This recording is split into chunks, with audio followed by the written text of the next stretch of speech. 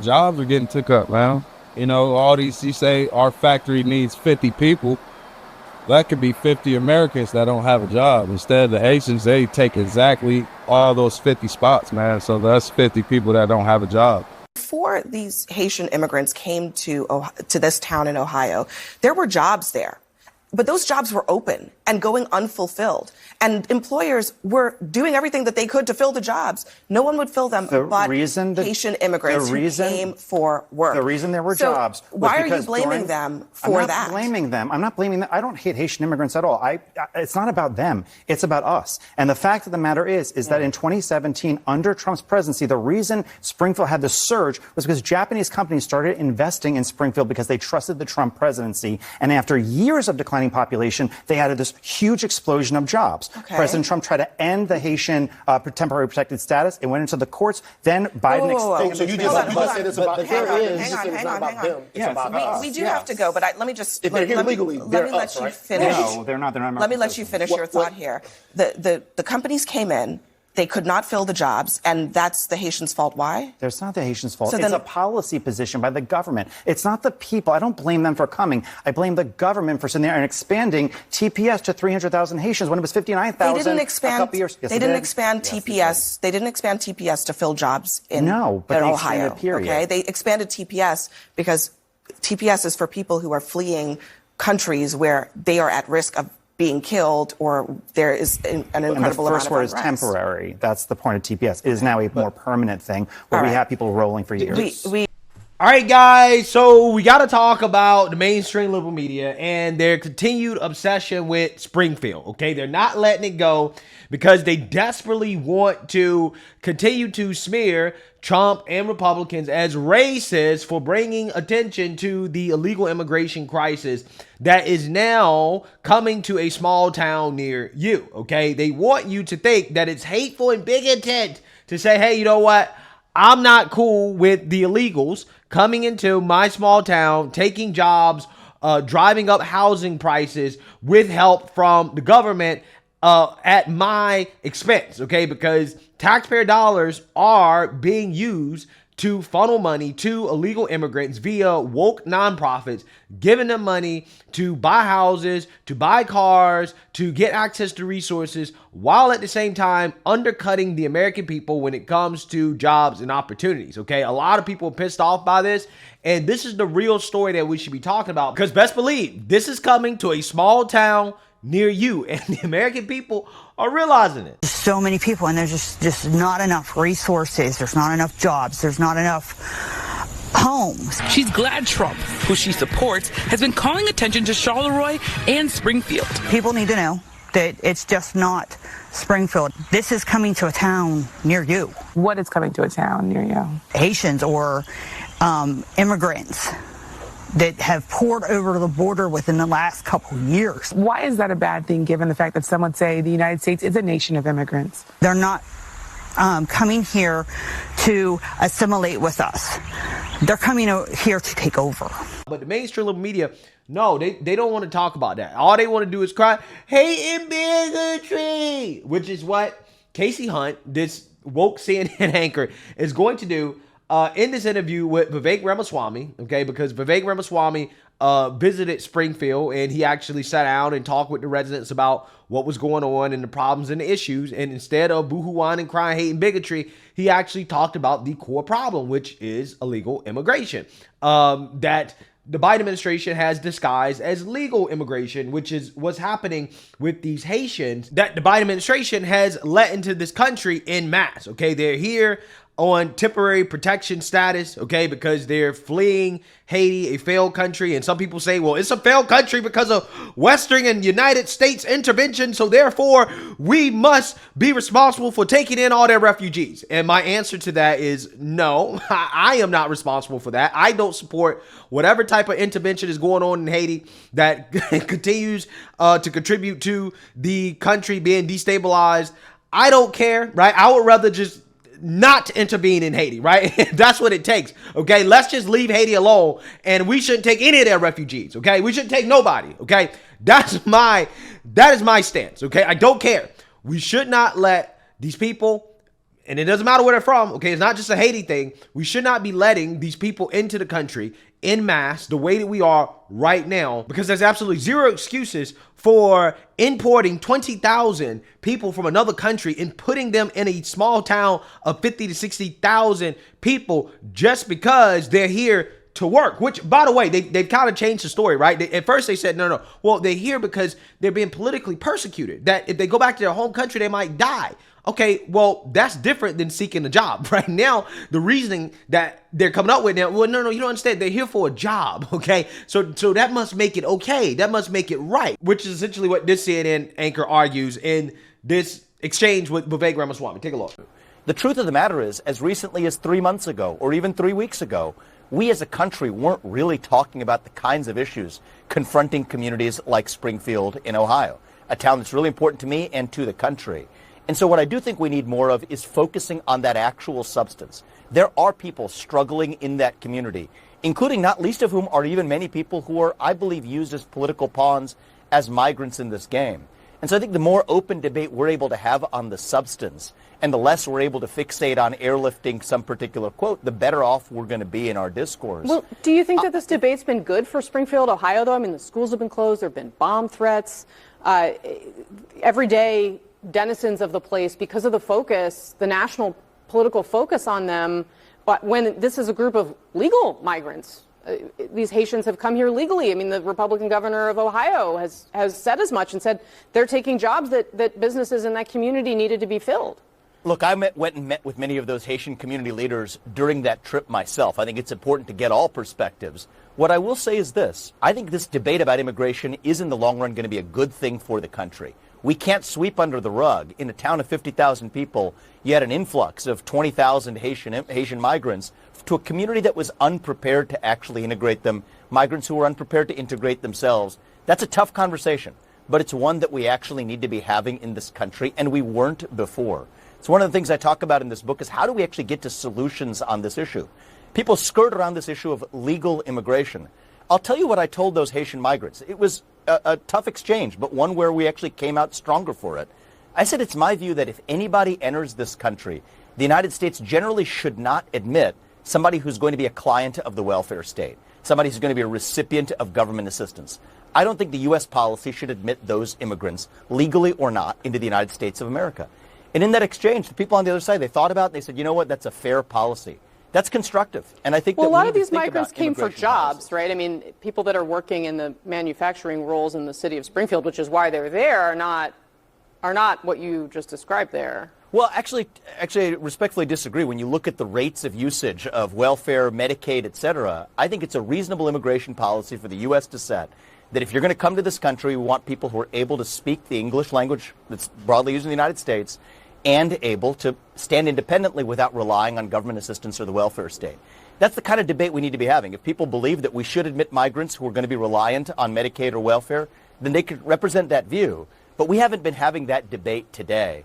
Those are the kinds of issues I explore in my book, focusing on the substance rather than in the mudslinging that we sometimes see in the media-driven, fueled, social media-fueled political discourse. We need to speak about stone-cold hard truths and have that debate even when it's uncomfortable in the open. Yeah, well, they don't want to have that debate because they lose, right? They lose the debate when they have the debate, which is why they always have to default to saying things like, well, don't you think it's dangerous to talk about illegal immigration, right? All the bomb threats and things that have happened in Springfield, and it's like, wait, hold on now.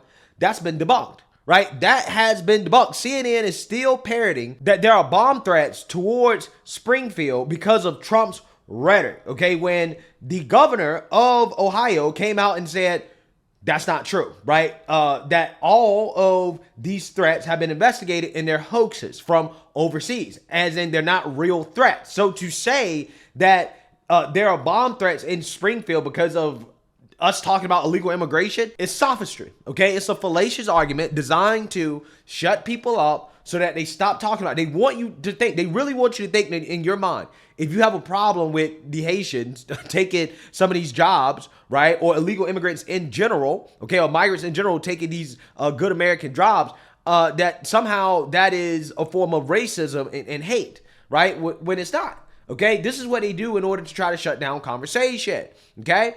But then this is the same network that wants you to think that, oh, well, you know, we are the arbiter of truth, which is clearly not the case from what you guys just saw here. Again, they're more concerned about propaganda. And because of this, Vivek Ramaswamy is going to call out this host and this network for refusing to fact check Kamala Harris the same way they tried to fact check Republicans and Trump and J.D. Vance. And she's going to get triggered by this into doing a fact check that is actually going to be a false fact check. It's actually pretty hilarious. So without further ado, let's get into it. It's a big part of why I wrote this book. And I also think that I'd like to see that standard applied a little more even-handedly across the board. In that same debate, you had Kamala Harris making the claim also repeatedly, many times since, that women are bleeding out in parking lots when there isn't a shred of evidence of a single woman bleeding out in the parking lot of a hospital. Well, there was actually a woman who died in Georgia who, because there were two women, in fact, one in particular who couldn't receive the care that she needed. There's no evidence of a woman bleeding out in a parking lot. My point is the kind of rhetoric that's used across the board. Have you seen evidence of Haitian migrants? Wow. So Vivek calls out CNN for refusing to fact check Kamala on the claim that there are women bleeding out in parking lots because they can't get an abortion, right? This is the claim that is being made. Now, because CNN is CNN, they're propaganda, right? She tries to basically say that, oh, well, that's not true. That's not true. You actually have these two cases out in Georgia where, you know, women were having issues getting an abortion and, you know, such and such. And, okay, but they were not bleeding out in a parking lot because they couldn't get an abortion. In fact, at least one of these cases, the woman died because she got an abortion, right?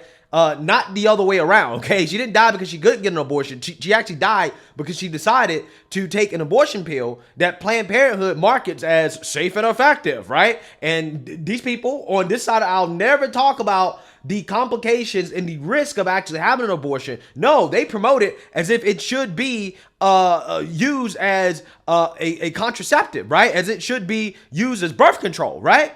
Without actually going into the stories, the horror stories that happen a lot more than the horror stories that they put out there to the media, which is that, hey, women experience complications, life-threatening complications from getting abortions, right? So actually getting abortion in and of itself is a dangerous thing, right? But they never push that narrative. So again, you see the desperation here. Vivek calls out CNN for not fact-checking Kamala Harris on her ridiculous stories, right? Her made-up stories about abortion, which, by the way, according to Democrats and their own standards, I can classify as dangerous rhetoric, right? It is dangerous for Kamala Harris to make up these types of stories about abortion because we've seen real-world violence. We've actually seen an attempted assassination on a Supreme Court justice over the issue of abortion, right? So we know for a fact that, hey, this is dangerous rhetoric, something that CNN never points out, by the way. But you can see the desperation here, right? The reflexive need from this so-called journalist to defend Kamala Harris making a false claim. And she defends it with two stories that have been basically misconstrued by the Kamala Harris campaign. I mean, let's be honest. These stories are outright lies, right? Let's just call it what it is. CNN responded to criticism of not fact-checking Kamala Harris on her lies with lies that were made up by the Kamala Harris campaign and Democrats. Again, that's how deep CNN is in Democrat Party propaganda, right? That they reflexively defend the indefensible with lies, right? This woman didn't have to respond to that. She did not have to respond to what Vivek said at all, but she felt the need to do so because she is a Democrat Party propagandist. This is the same woman that kicked off the Trump campaign press secretary because she was rightfully calling out Jake Tapper for basically comparing Trump to Hitler, right? And she was like, no, I'm not going to allow you to talk about my colleagues on this network. So it takes someone 5 minutes to Google Jake Tapper, Donald Trump, to see that Jake Tapper has consistently frequently likened President Trump to Adolf Hitler. Ma'am, I'm going to stop this interview if you continue to attack my colleagues. I would like to talk about Joe Biden and Donald Trump, who you work for. Yes. If you are here to speak on his behalf, I am willing to have this conversation. I am stating facts that your colleagues have stated in the past. Okay. Now, I'm sorry, guys. We're going to come back out to the panel. Caroline, thank you very much for your time. You are welcome to come back at any point. She is welcome to come back and speak about Donald Trump, and Donald Trump will have equal time to Joe Biden when they both join us now at later this week in Atlanta for this debate. eating pets? Like, if we're going to talk about evidence, have you seen evidence of Haitian migrants eating pets? Having gone to Springfield, I didn't see that evidence. But what I will tell you is I'm bringing that up because you brought up the Haitian migrant point. There are residents in the community that have pointed to that. There isn't even that level of a shred of evidence to support a single woman in the United States bleeding out in a parking lot. Yet that's been a repeated claim made by Kamala Harris. So I think when we're getting into fact checking, I think we should apply the same standards 360 degrees.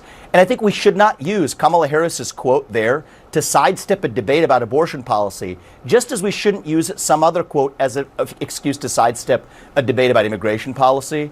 And a core thesis of this book is let's not use the fringe words that somebody on either side might say, and let's focus on the actual content of the debate, even when we disagree most. I think that's going to be a key step to reviving our country. And the beauty of America is we can disagree badly, and I believe still get together at the dinner table at the end of it. That's the America I miss when I grew up not that far from Springfield myself. And I think that's the America I'd like to see us revive, and that was a core motive for me writing the book that we're releasing today. All I will say is that we did see that the family of the woman in Georgia, they were at the event where Kamala Harris did an interview with Oprah, and they heartbreakingly had lost their daughter, who of course was also a mother. But look, Vivek Ramaswamy, I really appreciate your time today. I'm sure we're going to see much more of you on our political scene. And like I said, congrats on the book. Thank you very much for your time. Unbelievable. This is unbelievable. Like, this is just, it's overt, clear in your face propaganda. The fact that she feels the need to defend Kamala Harris, and the fact that she just lied. Kamala lied. There are no women bleeding out in parking lots because they can't get an abortion. She doesn't have any evidence to back up that claim. In fact, the Biden administration actually denied the claims of this woman who originated these claims in the first place, right? Even the Biden administration was like, nah, there were no federal laws that were violated when it comes to you trying to get this abortion, right? Like, this story don't add up, right? Even the Biden administration was saying that. Even they said that. As Vivek points out, there's more evidence to back up Trump's claims about what's happening in Springfield, considering how there's stories of this going all the way back almost a year ago, right? That, again, the mainstream liberal media ignores. They pretend like that this was just something that was made up by Trump. No. People have been talking about this for a long time now, okay? Months and months and months leading up to that debate, right? Which, again, this is something that the media, they ignore, right? They ignore this stuff. But the point is that there's less evidence to back up Kamala's extreme claims about abortion, right? She lies all the time about Trump supporting a national abortion ban, all types of stuff she just lies about. They never fact check her on this stuff, even though there's no evidence behind it. And when called out about the fact that they don't fact check Kamala Harris, the media peddles lies on behalf of Kamala Harris, a story that is a lie, basically, to suggest that a woman died because of an abortion ban when the woman actually died because of an abortion pill. It's sick, man. It really is. It's sick, right? I don't understand how these people lie like this with a straight face and go home and sleep at night, right? Knowing that you're lying to an audience of, I don't know, CNN, might be hundreds of people. Who knows at this point, okay? I'm just saying, that might be how they get away with it, right? That might be how they live with themselves, okay? Because they know what? Nobody's really watching. So who cares, right? Who cares? But, you know, that's what you're saying here, right? But as I've stated before, and I will state it again, the mainstream liberal media and their obsession with this story is backfiring, right? Because regardless of whether or not you believe the claims about the, dogs and cat stuff in Springfield, what people are saying, the average, normal, everyday person is saying is, hey, they imported 20,000 migrants into a small town. That might happen in my small town. And that's not something that I am okay with, okay? And ultimately, this is why the Trump campaign, they continue to talk about this story, and the media, because again, they're so Trump deranged, they can't help themselves but to talk about everything that Trump says. They continue to cover it. They continue to give it air, and they're basically exposing the disaster of the Biden-Harris administration by continuing to cover this story, right? That's the hilarious thing about it, right? It's so funny. Their obsession with Trump, their Trump derangement, is making them do things that are actually advantageous to Trump, right? Because the more they talk about this, the more that they expose the failure of the Biden-Harris administration. And that's what's happening here. And they're too stupid to even realize it. That's the funny part. Let me know what you guys think. Make sure you like, comment, and subscribe. Most importantly, share a Black conservative perspective. Peace.